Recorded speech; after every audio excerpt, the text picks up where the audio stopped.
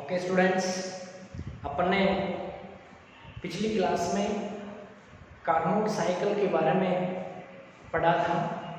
उसकी दक्षता निकालने का फॉर्मूला अपन ने निकाला था और कुछ तकनीकी खराबी के कारण लास्ट में मैंने बताया था उसी वीडियो में कि आपके एग्ज़ाम में कार्नोट चक्र से डायरेक्ट भाषा नाम देकर के कार्नोट चक्र का नाम लिख करके आपको डायरेक्ट एग्जाम में कहे कि सिद्ध कीजिए कि prove that efficiency eta equals to 1 minus का 1 अपॉन रो की पावर गामा माइनस का 1 होती है। या तो आपकी एग्जाम में आपको ऐसा देगा कि सिद्ध कीजिए कि मीटा इक्वल्स टू 1 माइनस का 1 अपॉन रो गामा माइनस का 1 होता है, या फिर ऐसा ना देकर के आपको कहे कि कार्नोट चक्र का वर्णन करते हुए उसकी दक्षता का व्यंजक उत्पन्न कीजिए। आपको कैसे भी दे सकता है। ये फॉर्मूला देख करके आपको बिल्कुल भी घबराना नहीं है। ये फॉर्मूला आते ही आपको कार्नोट साइकिल करनी है, कार्नोट चक्र करना है। और कार्नोट चक्र से आपकी एग्जाम हुआ, कंपटीशन का एग्जाम हुआ, साइंस वालों के लिए नेट जेआरएफ हुआ, गेट हुआ, आदि के एग्जाम में भी आपको कार्नोट इंजन से न्यूमेरिकल्स पूछे जाते हैं। इसके बारे में कोई भी क्वेश्चन वहां से पुट हो सकता है, तो थोड़ा अच्छे से पढ़ना है इसको। और आगे देखते हैं अपन कि अगर आपकी एग्जाम में ऐसा दे दे कि सिद्ध कीजिए कि मीटा इक्वल्स टू 1 माइनस का 1 अपॉन रो गामा माइनस का 1, ऐसा दे दे तो ऐसा भी अपन सिद्ध कर सकते हैं। कैसे? अपन ने इससे पहले वाली वीडियो में पढ़ा था कि कार्नोट इंजन की दक्षता होती है 1 माइनस का T2 अपॉन T1 होती है। ये अपन ने निकाल लिया था। कार्नोट इंजन की दक्षता अपन ने निकाल ली किससे पहले वाले वीडियो में कि मीटा इक्वल्स टू 1 माइनस का T2 अपॉन T1 होता है। इसके बाद में क्या करते हैं स्टूडेंट्स, यहाँ पे ये अपने को प्रूव करना है। ये सहज चीज है, ध्यान रखना। बस इसमें से दक्षता में की वैल्यू पुट करनी है। इसमें थोड़ा सा वर्क और करना है अपने को। और वो क्या करना है, मैं आपको याद दिला दूं कि अपन ने कार्नोट चक्र में जो कुल कार्य किया था, कार्नोट चक्र में कुल कार्य किया था या कुल कार्य का जो फॉर्मूला अपन ने निकाला था, उसके जस्ट नीचे अपन ने लिखा था रुद्धोष्म प्रसार B व C के मध्य अपन ने निकाला था।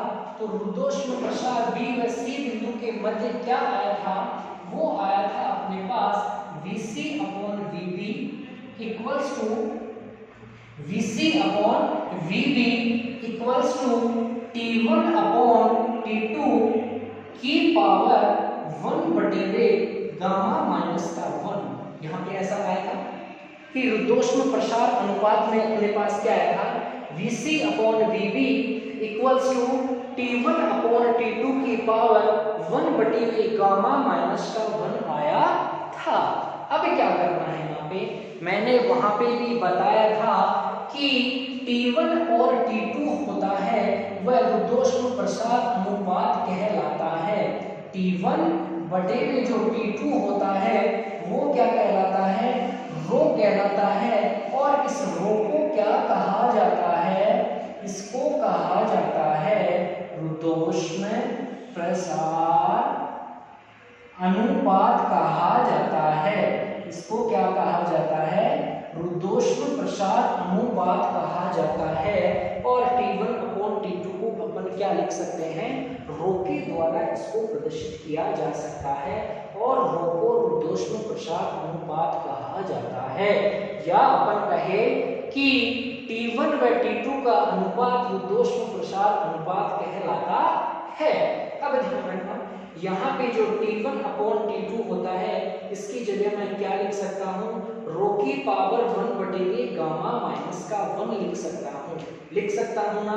अरे क्या लिख सकता हूँ, इसको मैं क्या लिख सकता हूँ, इसको लिख सकता हूँ कि रो की पावर 1 बटेगे गामा माइनस का 1 लिख सकता हूँ। T1 अपॉन T2 की जगह मैंने क्या लिखा है, रो लिखा है, और रो इक्वल्स टू मैं क्या लिख सकता हूँ, 1 बटेगे गामा माइनस के 1 लिख सकता हूँ। अब देखो अपन क्या करते हैं, अपने को प्रूफ क्या करना है, ये वाला प्रूफ करना है। अब चलते हैं, आपको देखना चाहिए कि दक्षता इक्वल्स टू होती है 1 माइनस का T2 अपॉन T1। हमने तो पढ़ा है कि T1 upon T2 equals to क्या होता है, रो।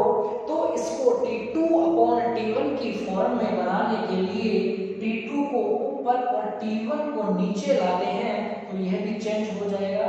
तो देखते हैं कि T2 को मैं ऊपर ले गया, इसको उल्टा कर दिया, तो रो का उल्टा भी क्या हो गया, 1 अपॉन रो होता है। तो T2 अपॉन T1 की जगह मैं क्या लिख सकता हूँ, 1 अपॉन रो लिख सकता हूँ। अब देखो स्टूडेंट्स, अब अपन क्या करते हैं यहाँ पे कि इस पूरे के इसको भी अपने को उल्टा करना है, ठीक है, इसको उल्टा करना है तो इसको भी अपन उल्टा करेंगे। तो ध्यान रखना, रो की जगह मेरे को क्या लिख सकता हूँ, 1 अपॉन रो लिखा जा सकता है, ठीक है, 1 अपॉन रो लिखा जा सकता है। इसको मैंने उल्टा कर दिया, अब बारी आती है इसकी, इसको उल्टा करते हैं तो मैं क्या लिख सकता हूँ, 1 अपॉन गामा माइनस 1 को उल्टा करता हूँ तो ये क्या हो जाएगा, गामा माइनस का 1 हो जाएगा। किसकी जगह हो जाएगा, T2 अपॉन T1 की जगह हो जाएगा। मैंने इसको उल्टा किया है, T1 अपॉन T2 की जगह ये होता है, तो T2 अपॉन T1 को क्या लिख सकता हूँ, 1 अपॉन रो गामा माइनस का 1 लिख सकता हूँ। और यही वैल्यू उठा करके मैं इस वाले फॉर्मूले में दक्षता में रखता हूँ, तो नीटा इक्वल्स टू आती है 1 माइनस का 1 अपॉन रो की पावर गामा माइनस के 1 होती है। और यही अपने को क्या करना था, प्रूफ करना था।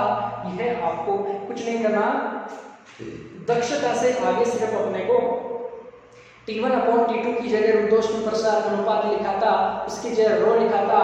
जब T1 अपॉन T2 को रो होता है तो T2 अपॉन T1 को क्या लिख सकते हैं, 1 अपॉन रो लिखा जा सकता है। और यहाँ पे जब मैं इसको उल्टा करता हूँ, इसको नीचे लाता हूँ तो T2 अपॉन T1, और इसको जब उल्टा करता हूँ तो क्या हो जाएगा, गामा माइनस का 1 हो जाएगा। फिर जो वैल्यू आती है उसको दक्षता वाले फॉर्मूले में पुट करते हैं, जिससे कि अपने को यहाँ पे ये वाला फॉर्मूला प्रूफ हो जाता है।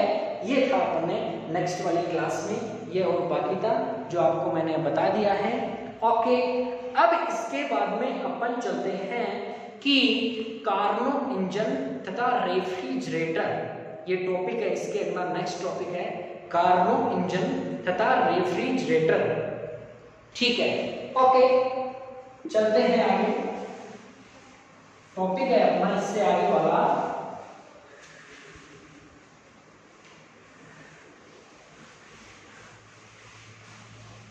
देखो, कार्नो इंजन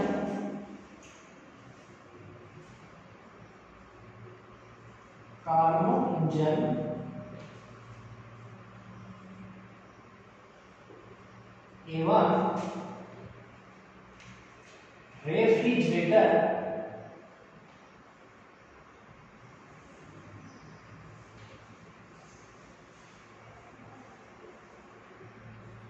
कार्नो इंजन एवं रेफ्रिजरेटर, इसको अपन लिख सकते हैं कार्नो इंजन एंड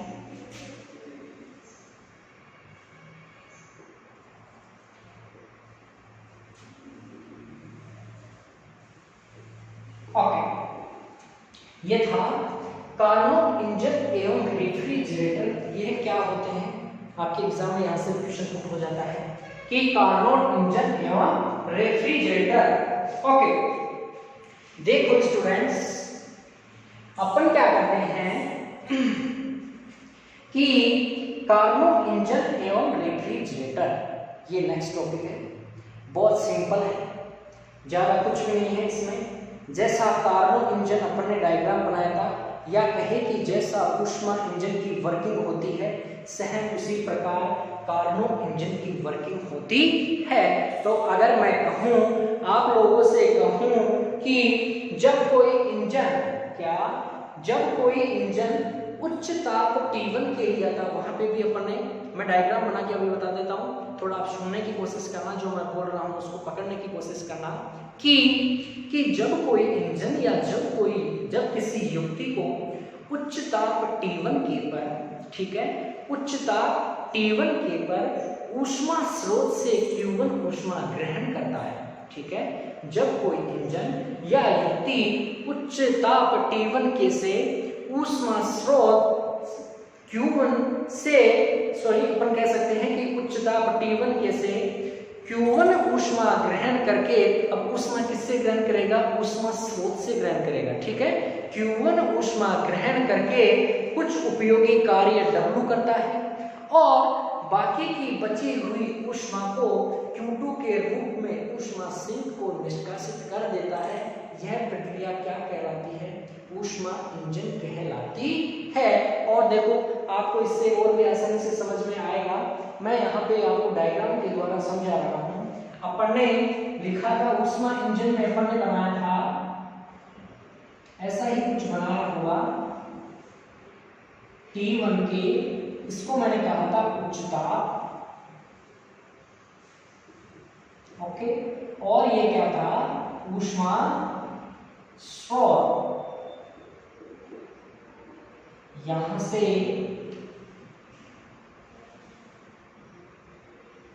यस, अपन ने कुछ बनाया था, ये लो,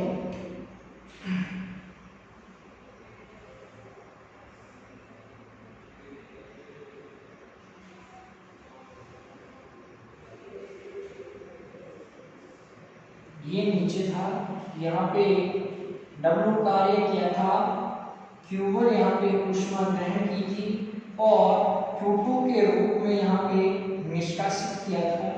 और कहाँ चली गई थी? निम्न ताप T2 के पर चली गई थी।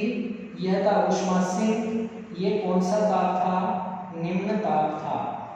और ये इसको क्या था? सिंक। कौन सा सिंक? किसका सिंक? ऊष्मा सिंक, ठीक है, ओके।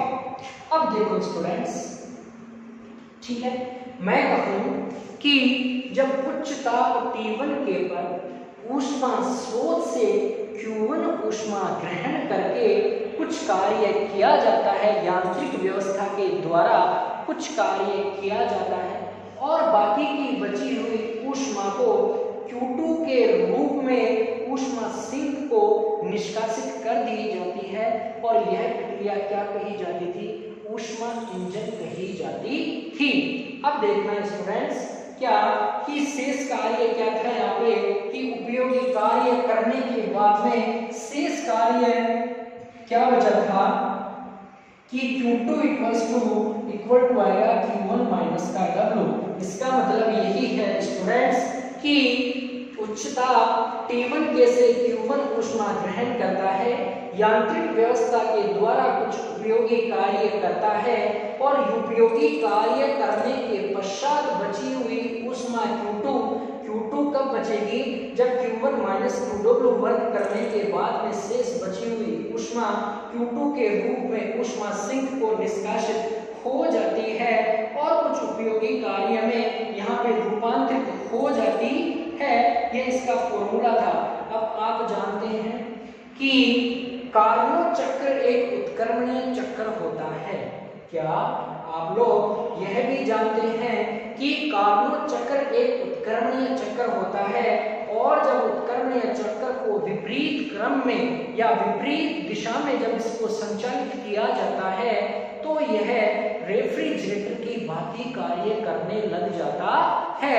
वही है, बहुत सिंपल सा है कि जब किसी उपकरण या इंजन को उसके विपरीत दिशा में संचालित कर दिया जाए तो वह रेफ्रिजरेटर की भांति व्यवहार करने लग जाता है। विपरीत क्रम में संचालित करने का मतलब है कि यहां से मैं स्टार्ट करूं कि निम्न ताप T2 कैसे, कहां से, निम्न ताप T2 कैसे ऊष्मा ग्रहण करता है और कुछ यांत्रिक कार्य या यांत्रिक व्यवस्था के द्वारा कुछ कार्य करके शेष बची हुई ऊष्मा को उच्च ताप की ओर निष्कासित कर दे। यानी कि निम्न ताप से उच्च ताप की ओर बची हुई ऊष्मा को निष्कासित करने की प्रक्रिया या इस प्रकार की विधि होती है वो रेफ्रिजरेटर में काम में आती है। तो यह तो अपनी ऊष्मा इंजन करता। अगर इसी इंजन को मैं अगर विपरीत दिशा में इसको संचालित कर दूं, यहां से ध्यान रखना ये डायरेक्शन ऊपर से नीचे की तरफ आ रही है, ऐसी डायरेक्शन आ रही है। यदि इसी स्थिति को मैं नीचे से ऊपर की ओर कर देता हूं तो यह क्या कहलाता है, रेफ्रिजरेटर की तरह व्यवहार करता है। तो देखते हैं इसका डायग्राम क्या होगा। इसका डायग्राम भी सेम इसी प्रकार से होगा, बस अपने को इसको विपरीत दिशा में इसको सेट करना है। तो देखो ये हो गया अपना T1 के उच्चता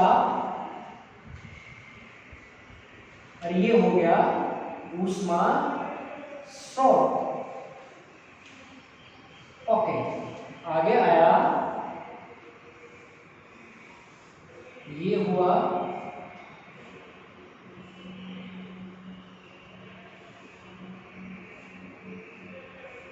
ये, यहां पे नीचे आया ऊष्मा सिंक।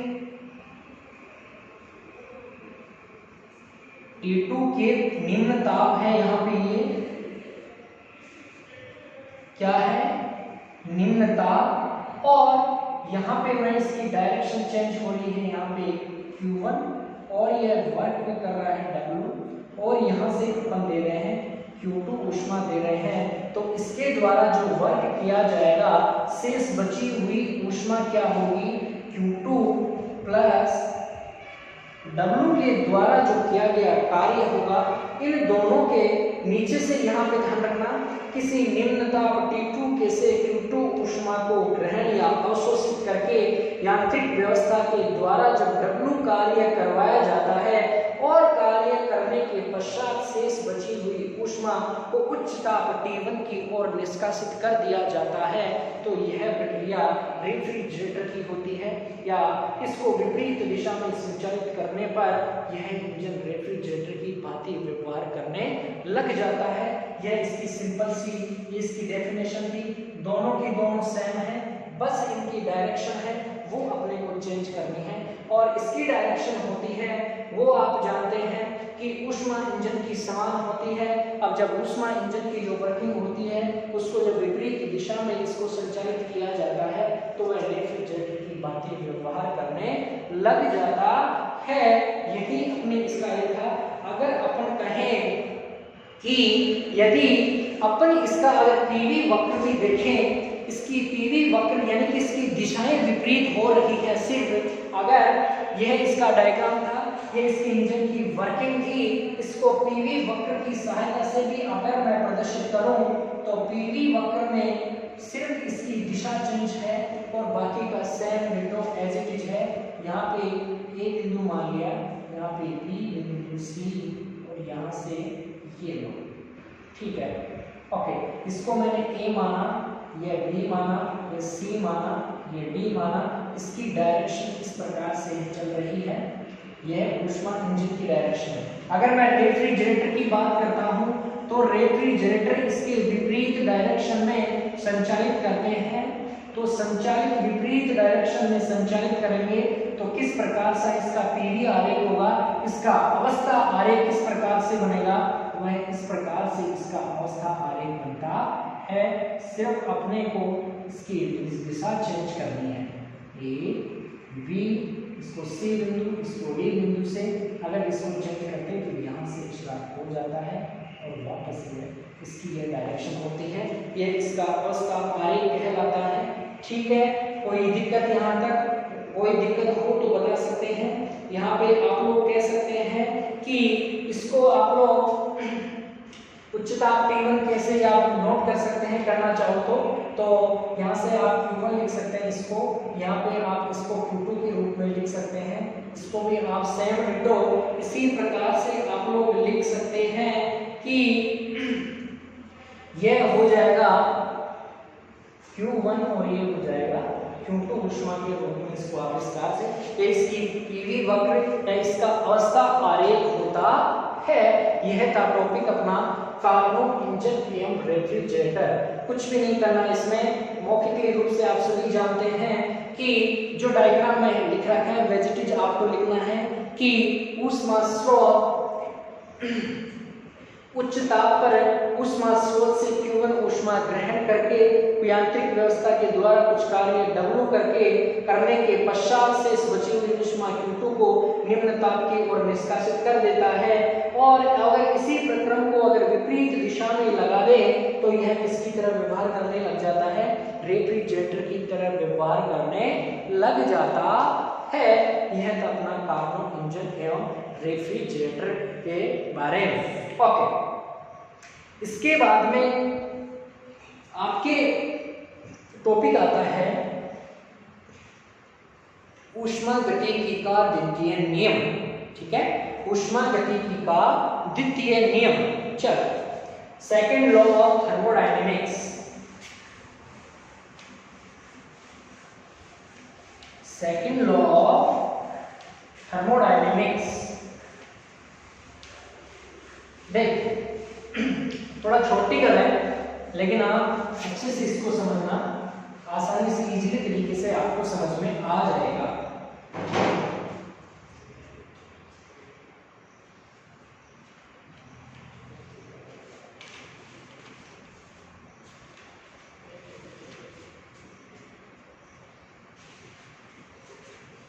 ओके स्टूडेंट्स, देखो सेकंड था अपना ऊष्मागतिकी का द्वितीय नियम। इससे पहले आप लोग यह भी देख सकते हैं कि कार्नो इंजन या फिर इसकी अपन वर्क परफॉर्मेंस भी आप पता लगा सकते हैं रेफ्रिजरेटर की। पहले मैं इसके कार्य गुणांक और आपको मैं बता देता हूँ, वैसे छोटा सा है, सिंपल सा है, ज्यादा हार्ड कुछ भी नहीं है। फिर देख लेंगे अपन सेकंड लॉ ऑफ थर्मोडायनेमिक्स का। अगर रेफ्रिजरेटर के वर्क परफॉर्मेंस, वापस यदि रेफ्रिजरेटर के वर्क परफॉर्मेंस की बात करूं, इसके कार्य गुणांक की बात करूं, किसके कार्य गुणांक की, रेफ्रिजरेटर का कार्य गुणांक। ठीक है, किसका गुणांक, रेफ्रिजरेटर का कार्य गुणांक। देखो, इसका वर्क परफॉर्मेंस भी आप लोग निकाल सकते हैं।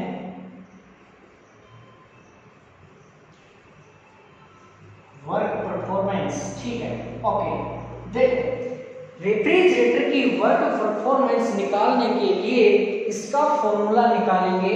और वो फॉर्मूला क्या था कि ध्यान रखना, मैंने कहा था कि निम्न ताप किस पर, निम्न ताप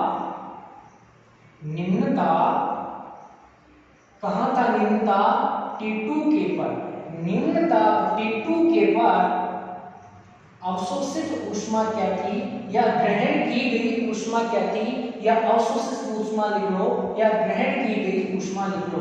निम्न ताप T2 के पर अवशोषित ऊष्मा, अवशोषित ऊष्मा क्या थी, Q2 थी।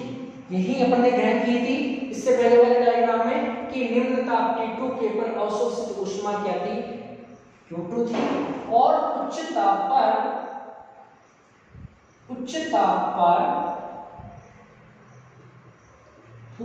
कितना था, T1 के पर निष्कासित ऊष्मा क्या थी, निष्कासित ऊष्मा क्या थी, Q1 थी, राइट। उच्च ताप T1 के पर निष्कासित ऊष्मा Q1 और निम्न ताप T2 के पर अवशोषित ऊष्मा क्या थी, Q2 थी।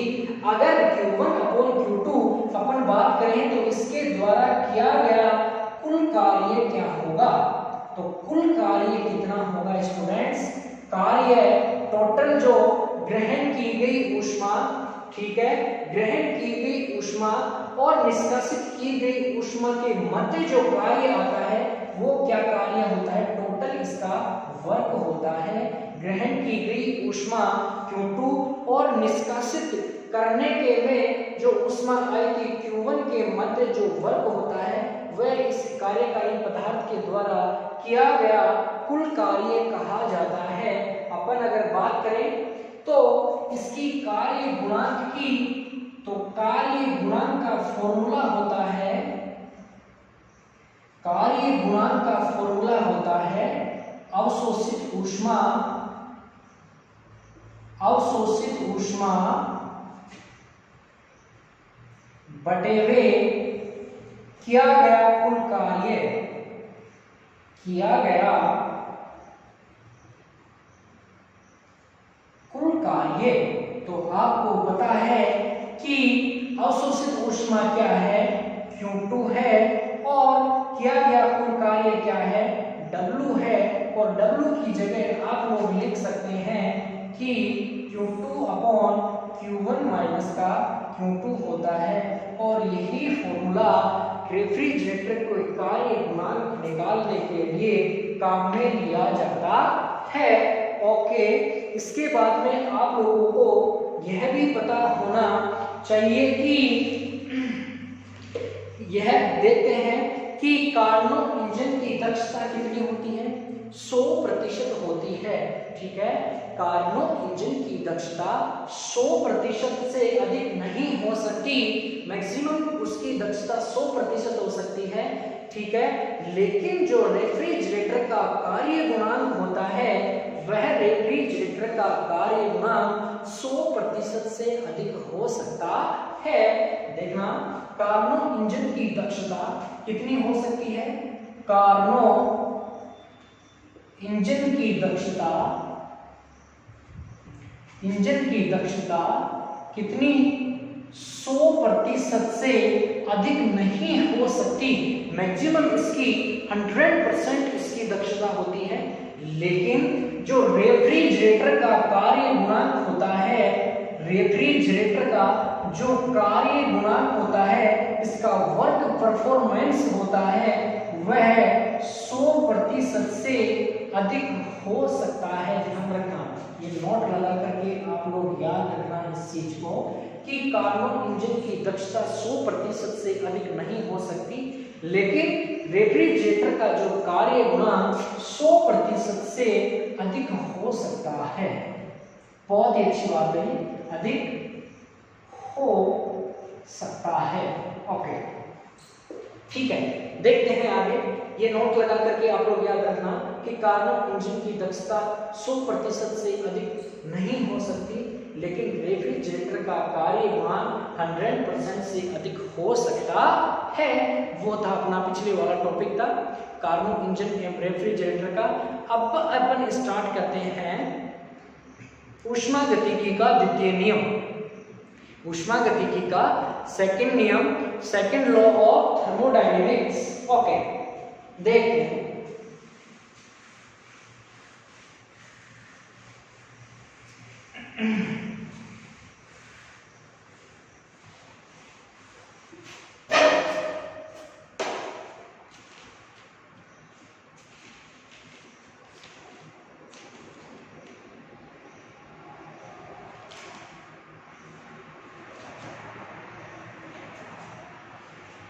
नेक्स्ट टॉपिक है अपना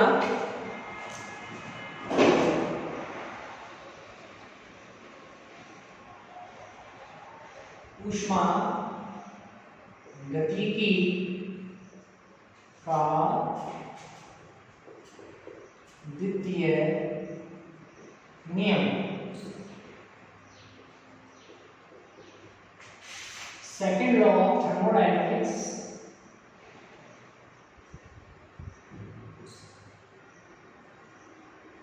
second law of thermodynamics. Okay, अपन ने स्टार्टिंग में फर्स्ट लॉ ऑफ थर्मोडायनेमिक्स पढ़ा था। अब सेकंड लॉ ऑफ थर्मोडायनेमिक्स है ऊष्मागतिकी का द्वितीय नियम। देखो, ऊष्मागतिकी के द्वितीय नियम में दो कथन इंपॉर्टेंट हैं।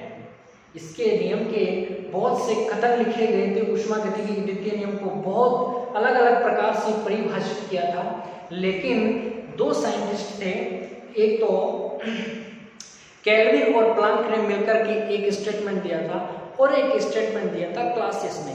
इन साइंटिस्टों का ही स्टेटमेंट ही उनको थोड़ा सत्य लगा, अच्छा लगा, तो इसी की वजह से उन्होंने सेकंड लॉ ऑफ थर्मोडायनेमिक्स में इन साइंटिस्टों के कथन को ही इसमें सिलेक्शन हुआ।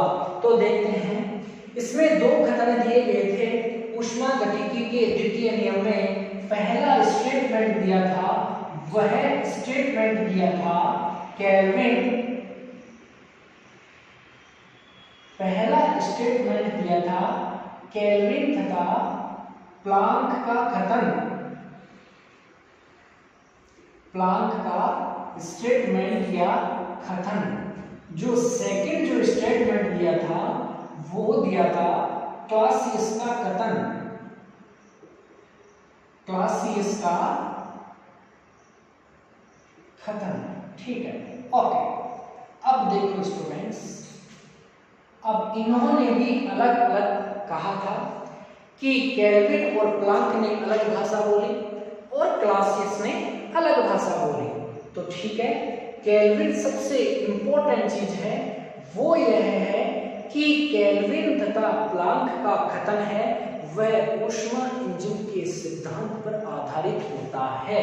यह भी ध्यान रखना कि इसका कथन होता है वह ऊष्मा इंजन के सिद्धांत पर आधारित होता है। ठीक है, किसके सिद्धांत पर आधारित है? ऊष्मा इंजन के सिद्धांत पर आधारित है केल्विन एवं प्लांक का कथन तथा क्लासियस का कथन रेफ्रिजरेटर के सिद्धांत पर आधारित है। रेफ्रिजरेटर के सिद्धांत पर आधारित है,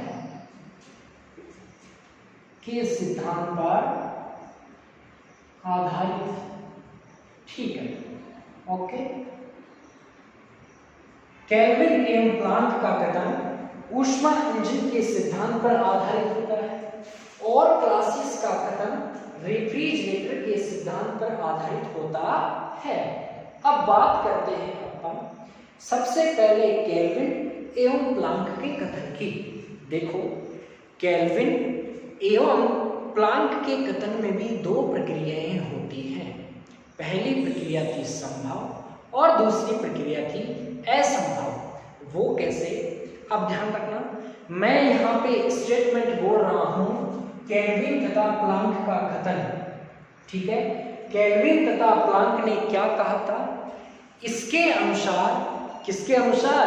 केल्विन और प्लांक के कथन के अनुसार ऐसा इंजन या ऐसी युक्ति बनाना संभव नहीं है जो कि चक्रीय प्रक्रम में कार्य करते हुए, ध्यान से सुनना स्टूडेंट्स, मैं जो बोल रहा हूं उसको आप कैच करना, वर्ड को पकड़ना बहुत इजी है और मैं इसको डायग्राम के द्वारा मैं इसको अच्छे से समझाऊंगा और आसानी से समझ में आ जाएगा।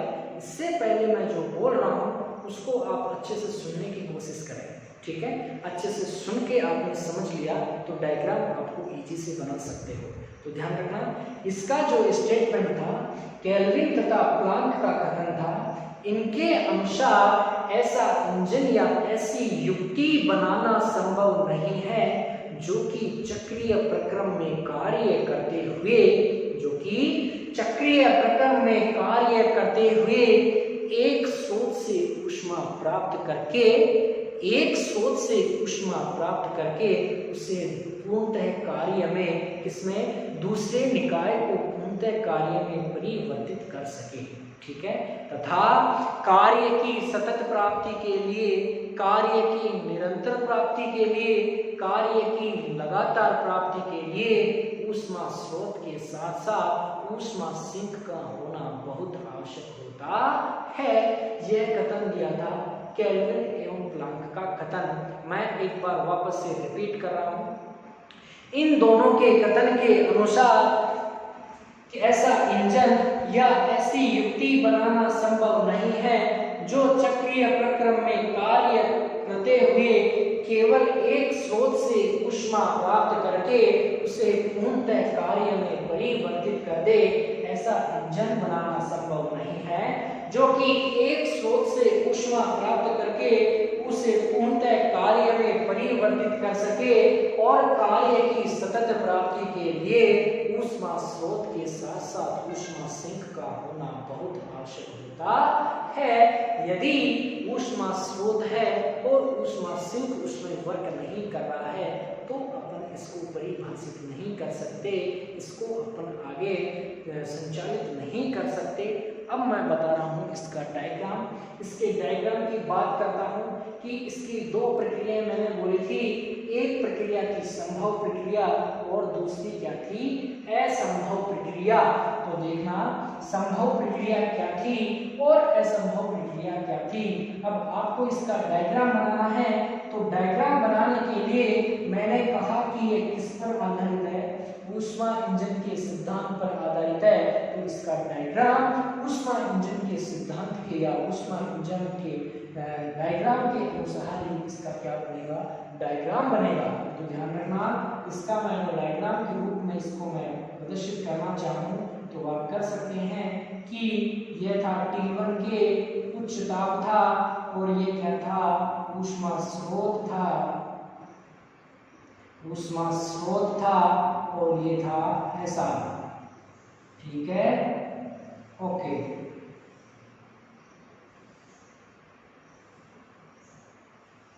ये ठीक है। और देखो ये हो गया ऊष्मा सिंक, निम्न दाब T2 के और ये था Q2 ऊष्मा, ये थी Q1 ऊष्मा, ये था वर्क किया गया वर्क दाब। यह प्रक्रिया क्या थी, यह प्रक्रिया संभव जब इस तरीके से जुड़ा हुआ होता है, यानी कि ऊष्मा स्रोत के साथ में जब ऊष्मा सिंक वर्क करता है तो यह प्रक्रिया संभव प्रक्रिया होती है। कौन सी प्रक्रिया होती है, पॉसिबल प्रक्रिया होती है, संभव प्रक्रिया होती है। ठीक है। सेकंड आती है असंभव प्रक्रिया। वो असंभव प्रक्रिया क्या है, कुछ अंतर नहीं है, बहुत इजी इनके डायग्राम है। वही ऊष्मा स्रोत, उच्च ताप, यह हो गया ऊष्मा सिंक नीचे, Q1 ऊष्मा ग्रहण करेगा, कुछ कार्य W करेगा, ये कुछ कार्य W किया और यह जब ऊष्मा स्रोत के साथ में जब ऊष्मा सिंक जुड़ा हुआ नहीं होता है तो यह प्रक्रिया क्या कहलाती है, असंभव प्रक्रिया होती है। T2 के निम्न ताप और ऊष्मा सिंक, यह प्रक्रिया क्या कहलाती है, यह प्रक्रिया कहलाती है असंभव प्रक्रिया, असंभव प्रक्रिया। ठीक है, यानी कि ऊष्मा स्रोत के साथ में जब ऊष्मा सिंक अगर वर्क नहीं करता है तो यह असंभव प्रक्रिया होती है, और जब ऊष्मा स्रोत के साथ में यह जब ऊष्मा सिंक भी वर्क करता है तो यह क्या कहलाती है, यह संभव प्रक्रिया कहलाती है। यह था केल्विन एवं प्लांक का यह स्टेटमेंट था और वही मैंने परिभाषा में बोला था कि कोई भी ऐसा इंजन या ऐसी युक्ति बनाना संभव नहीं है जो कि चक्रीय प्रक्रम में कार्य करते हुए एक स्रोत से ऊष्मा प्राप्त करके उसे पूर्णतः कार्य में परिवर्तित कर दे तथा कार्य की सतत प्राप्ति, लगातार और निरंतर प्राप्ति के लिए ऊष्मा स्रोत के साथ साथ किसका होना आवश्यक होता है, ऊष्मा सिंक का होना आवश्यक होता है। तो यह कथन दिया था केल्विन एवं प्लांक का। और जब ऊष्मा स्रोत के साथ में ऊष्मा सिंक वर्क नहीं करता है तो यह असंभव प्रक्रिया अपन कार्य की निरंतर एवं सतत एवं लगातार इसको प्राप्त नहीं कर सकते जब ऊष्मा स्रोत के साथ में ऊष्मा सिंक वर्क नहीं करता है। ओके, अब जो इसका सेकंड जो स्टेटमेंट होता है वो होता है क्लासियस का कथन। ठीक है, यह था अपना किसका कथन था, यह था अपना केल्विन एवं प्लांक के कथन का डायग्राम था। और जो सेकंड आता है वो आएगा बार रेफ्रिजरेटर के सिद्धांत पर आधारित। कौन किसने दिया था कथन, यह कथन दिया था क्लासियस ने दिया था। रेफ्रिजरेटर के सिद्धांत पर आधारित किसका कथन है, क्लासियस का कथन किस पर आधारित होता है, यह रेफ्रिजरेटर के सिद्धांत पर यह आधारित होता है। किसका कथन, क्लासियस का कथन। और क्लासियस का कथन में क्या था स्टूडेंट्स, देखना सेम की परिभाषाएं हैं, ज्यादा इससे अंतर नहीं है। एक परिभाषा को अगर आसानी से आप समझ लोगे तो आप डायग्राम से भी इसकी आप डेफिनेशन लिख सकते हैं। देखो क्लासियस ने क्या कथन दिया था कि क्लासियस के स्टेटमेंट के अनुसार कोई भी ऐसा इंजन या युक्ति बनाना संभव नहीं है जो कि चक्रीय प्रक्रम में कार्य करते हुए बिना किसी बाह्य कर्मक या बिना किसी बाह्य एजेंसी की सहायता से, बिना किसी बाह्य कर्मक तथा बिना किसी एजेंसी की सहायता से निम्न ताप पर निकाय से ऊष्मा ग्रहण करके, क्या कि कोई भी ऐसा इंजन या युक्ति बनाना संभव नहीं है जो कि चक्रीय प्रक्रम में कार्य करते हुए निम्न ताप कहाँ पे, यानी कि कूलिंग, ठंडा जहां पे हो वहां पे निम्न ताप पर निकाय से ऊष्मा ग्रहण करके उससे अधिक ताप यानी कि उच्च ताप की ओर निष्कासित कर दे। अर्थात मैं कह सकता हूं कि निम्न ताप वाले निकाय से उच्च ताप वाले निकाय की ओर, क्या निम्न ताप वाले निकाय से उच्च ताप वाले निकाय की ओर प्रभावित होना असंभव होता है। इसके बिना किसी बाह्य अभिकर्मक के बिना ऐसा प्रोसेस करना इम्पॉसिबल होता है। यानी कि जब निम्न ताप वाले निकाय को उच्च ताप वाले निकाय की ओर प्रभावित किया जाता है तो इसमें बाह्य कर्मक की आवश्यकता होती है। यह कहा था क्लासियस ने।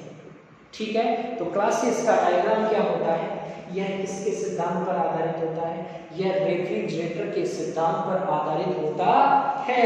तो रेफ्रिजरेटर की अगर बात करते हैं तो रेफ्रिजरेटर का किस प्रकार से डायग्राम था, वह इस प्रकार से रेफ्रिजरेटर का था। देखना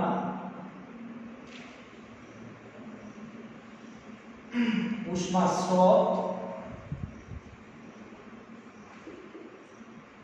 यह था उच्चता T1 के, ठीक है, ओके, Q1 ऊष्मा ऊपर की तरफ जाएगा इसमें, ठीक है, निम्न ताप से उच्च ताप की ओर ऊपर की तरफ जाता है।